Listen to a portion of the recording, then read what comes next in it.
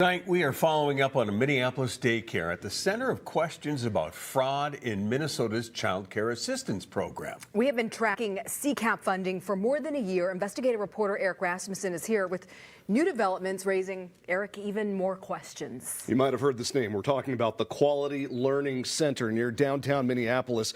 First it was closed, then it was open, and now we've confirmed it's closed again. That's all after the owners recently rejected allegations of stealing taxpayer money. Back at the Quality Learning Center in Minneapolis, it was a case of deja vu. Hi, this is Eric Rasmussen with KSTP Channel 5. We're still waiting for a response to our calls and emails looking for an explanation about what 5 Investigates found Wednesday morning.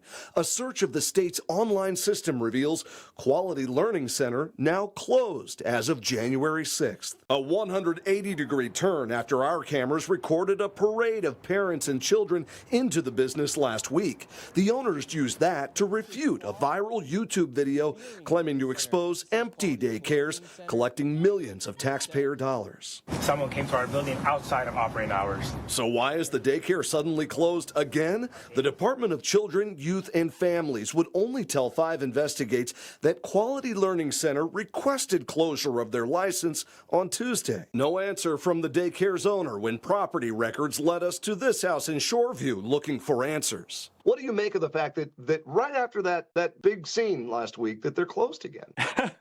Well, to me, that's where there's smoke, there's fire. Perhaps they're trying to avoid something. State Rep Nolan West says questions about Quality Learning Center prompted him to send a letter to the head of DCYF demanding more transparency and accountability when it comes to which licensed daycare providers in Minnesota are actually open. A question KSTP has been asking for a long time since reporter Jay Coles found empty daycares receiving taxpayer funding a year ago.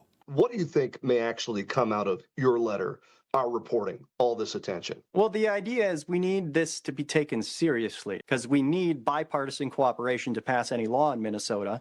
And clearly, we are in need of more anti-fraud measures. As we reported last week, DCYF says that Daycare Quality Learning Center received $1.9 million in taxpayer funding in just the last fiscal year. Now, the agency declined our request for another interview today, but I can tell you it said the operators of Quality Learning Center must now reapply for another license if they ever want to reopen again. It's hard to keep track of that center, what's been going on this week, all over the place.